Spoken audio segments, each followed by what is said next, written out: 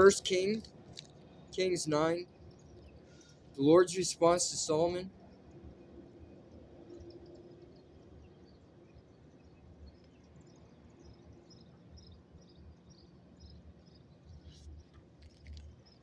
So Solomon finished building the temple of the Lord as well as the royal palace. He completed everything he had planned to do. Then the Lord appeared to Solomon a second time as he had done before at Gibeon. The Lord said to him, I have heard your prayer and your petition. I have set this temple apart to be holy, this place you have built where my name will be honored forever. I will always watch over it, for it is dear to my heart.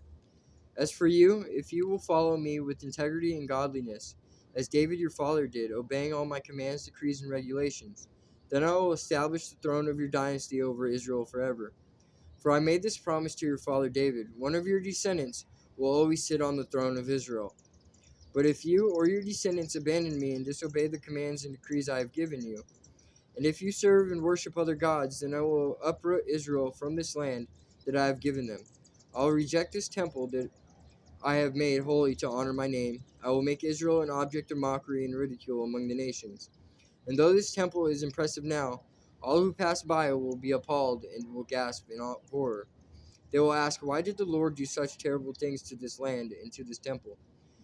And the answer will be, because his people abandoned the Lord their God, who brought their ancestors out of Egypt, and they worshipped other gods instead, and bowed down to them. That is why the Lord has brought all these disasters on them. Solomon's agreement with Hiram.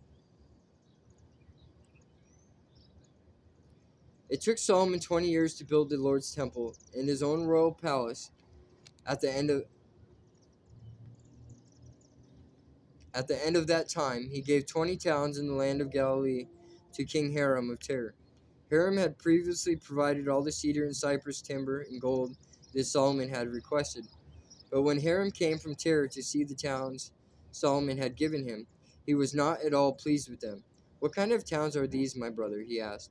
So Hiram called that area Kabul, which means worthless, as it is still known today. Nevertheless, Hiram paid Solomon 9,000 pounds of gold. Solomon's many achievements. This is the account of the forced labor that King Solomon conscripted to build the Lord's temple, the royal palace, the supporting terraces, the wall of Jerusalem, and the cities of Hazor, Megiddo, and Gezer. Pharaoh, the king of Egypt, had attacked and captured Gezer, killing the Canaanite population and burning it down. He gave the city to his daughter as a wedding gift when she married Solomon. So Solomon built the city of Gezer.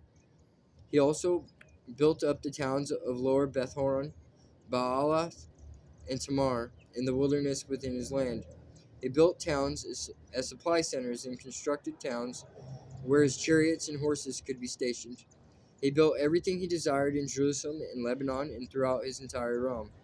There were still some people living in the land who were not Israelites, including Amorites, Hittites, Perizzites, Hivites, and Jebusites. These were descendants of the nations whom the people of Israel had not completely destroyed. So Solomon conscripted them as slaves, and they serve as forced laborers till this day. But Solomon did not conscript any of the Israelites for forced labor. Instead, he assigned them to serve as fighting men, government officials, officers, and the captains in his army, commanders of his chariots and charioteers. Solomon appointed 550 of them to supervise the people working on his various projects. Solomon moved his wife, Pharaoh's daughter, from the city of David to the new palace he had built for her. Then he constructed the supporting terraces. 3 times each year, Solomon presented burnt offerings and peace offerings on the altar he had built for the Lord. He also burned incense to the Lord, and so he finished the work of building the temple. King Solomon also built a fleet of ships at Ezion Geber, a port near Elath in the land of Edom, along the shore of the Red Sea. Hiram sent experienced crews of sailors to sail the ships with Solomon's men. They sailed to Ophir and brought back to Solomon some 16 tons of gold.